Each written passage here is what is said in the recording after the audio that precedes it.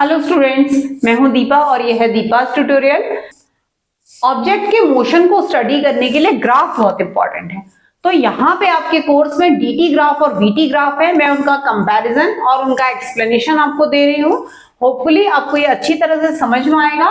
तो पहले हम अगर बात करें डीटी ग्राफ की, अब जैसे ये डीटी ग्राफ है, डीटी ग्राफ में एक्स एक्सिस पे आपका टाइम होता है, वाई एक्सिस पे डिस्टेंस। यहाँ एक्स एक्सिस पे टाइम होता है, टाइम दोनों एक्स एक्सिस पे है, और वाई एक्सिस पे आपका वेलोसिटी होती है। तो यूनिट्स आपको लिखनी चाहिए साथ में। तो सबसे पहले ये देखना जरूरी है कि ग्राफ है कैसा, कि डीटी ग्राफ है, वीटी ग्राफ है, कोई भी क्वेश्चन करने के लिए।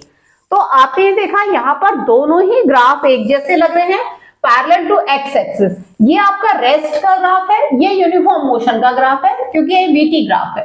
इसमें क्या हो रहा है, टाइम बढ़ रहा है पर वेलोसिटी नहीं बढ़ रही है। इसमें क्या हो रहा है, टाइम बढ़ रहा है तो डिस्टेंस नहीं बढ़ी, इसका मतलब ऑब्जेक्ट एक ही जगह पर है। ठीक है, उसके बाद जो दूसरा वाला आपका ये केस है, इसमें क्या है, दोनों inclined straight line inclined on x axis है। पर डीटी ग्राफ में इसको यूनिफॉर्म मोशन का ग्राफ बोलेंगे और वीटी ग्राफ में इसको यूनिफॉर्म एक्सीलरेटेड मोशन का ग्राफ बोलेंगे। पहले सेकंड में इसकी वेलोसिटी अगर 2 मीटर पर सेकंड थी, तो दूसरे सेकंड में भी 2 मीटर पर सेकंड है, और तीसरे सेकंड में भी 2 मीटर पर सेकंड है। कोई इंक्रीज नहीं हो रहा है। अगर मैं इसमें एक्सीलरेशन निकालना चाहूं तो 0 आएगा।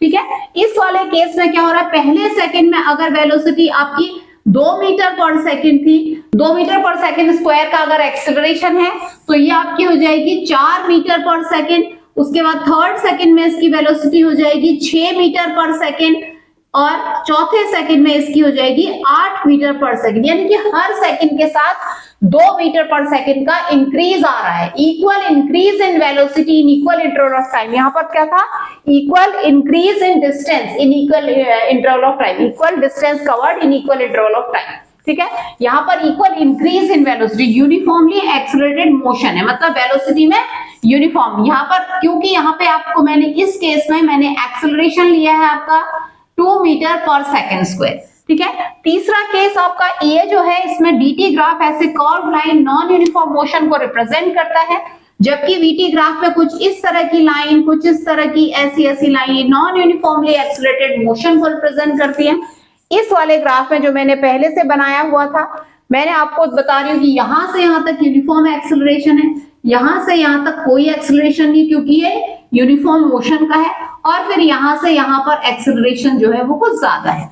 इसका जो स्लोप है डीटी ग्राफ का, वो आपको बताता है उसकी स्पीड या वेलोसिटी। ठीक है, और यहां पे जो स्लोप है वो आपको बताता है एक्सीलरेशन। तो आप सोचोगे कि स्लोप आप किसकी बात करें, तो ये है स्लोप, ये y2, y1, x1, x2।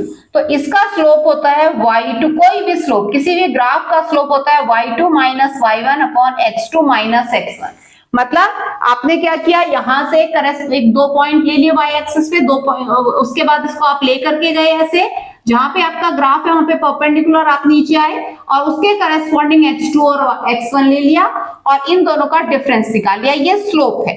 ठीक है, अगर ये आपका यहाँ पे 2 है और ये 4 है सेकंड, और ये आपका 5 है और ये 10 है, तो अगर मैं इस केस की स्पीड निकालना चाहूं तो ये होगी 10 माइनस 5 अपॉन 4 माइनस 2, यानी कि 2.5 मीटर पर सेकेंड। इस जर्नी के ड्यूरिंग इस ऑब्जेक्ट की जो स्पीड है वो 2.5 मीटर पर सेकेंड ही रही, मतलब हर सेकेंड के साथ उसने 2.5 मीटर की डिस्टेंस कवर की।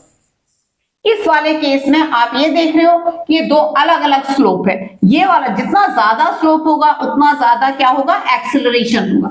यहाँ पे स्लोप ज्यादा, यहाँ एक्सीलरेशन बहुत ज्यादा है। यहाँ पे जो है एक्सीलरेशन 0 है और यहाँ एक्सीलरेशन कम है।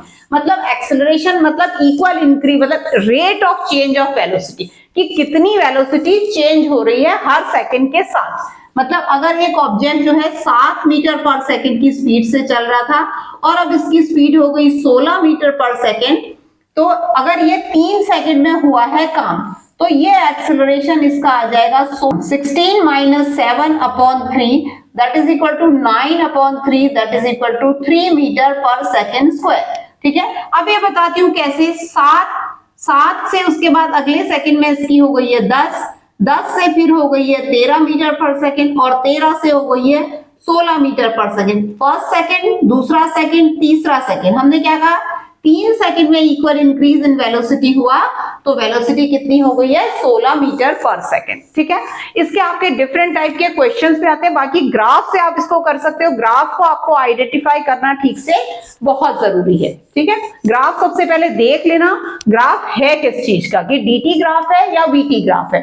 ठीक है, एक चीज और है, वीटी ग्राफ एक इंफॉर्मेशन और देता है कि यहां से यहां तक जाने में इसने कितनी डिस्टेंस कवर की। तो ये पूरा जो एरिया है, area under VT graph is distance. ठीक है, आपकी जो डिस्टेंस कवर की है area under VT graph equal to distance.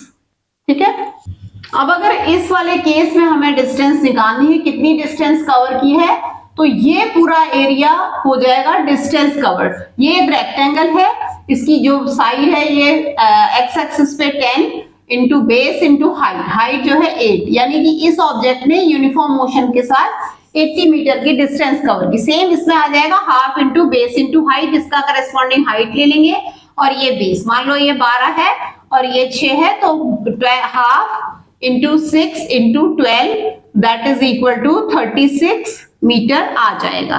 ठीक है, तो इस तरह के क्वेश्चन आएंगे आपके। जैसे इस वाले केस में हम देखें कि इस ऑब्जेक्ट ने कितनी डिस्टेंस कवर की है, तो मैंने इसको ये वाला जो मेरा एरिया है आपका डिस्टेंस कवर्ड,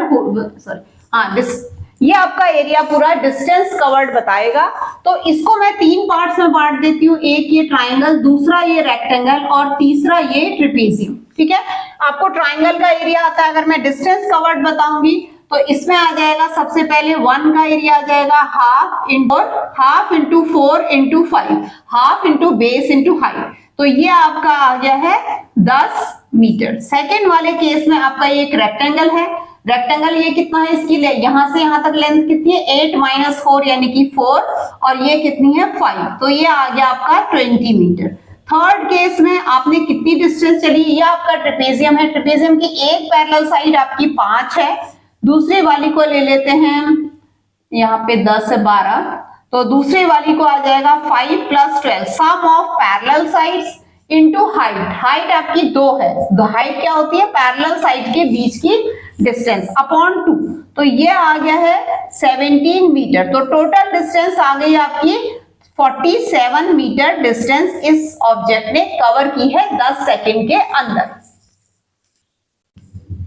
अब अगर इस वाले केस में हमें डिस्टेंस निकालनी है, कितनी डिस्टेंस कवर की है, तो ये पूरा एरिया हो जाएगा डिस्टेंस कवर्ड। ये एक रेक्टेंगल है, इसकी जो साइड है ये एक्स एक्सिस पे 10 into base into height, height जो है 8, यानी कि इस ऑब्जेक्ट ने यूनिफॉर्म मोशन के साथ 80 मीटर की डिस्टेंस कवर की। सेम इसमें आ जाएगा half into base into height, इसका करेस्पॉन्डिंग हाइट ले लेंगे और ये बेस, मान लो ये 12 है और ये 6 है, तो half into 6 into 12 that is equal to 36 metre आ जाएगा।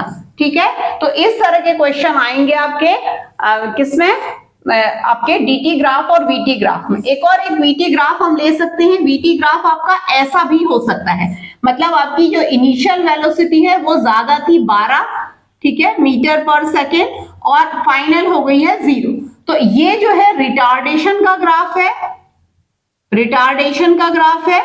तो यहाँ पे आपकी वेलोसिटी क्या हो गई है 0 मीटर पर सेकेंड हो गई है, क्योंकि और ये मान लो हुई है 6 सेकेंड में, तो आपका इसका एक्सेलरेशन आ जाएगा 0 minus 12 upon 6 that is equal to -2 metre पर सेकेंड स्क्वायर। ठीक है, अगर आपको पसंद आया है तो लाइक करो, शेयर करो, सब्सक्राइब करो, keep watching for coming videos. Thank you very much.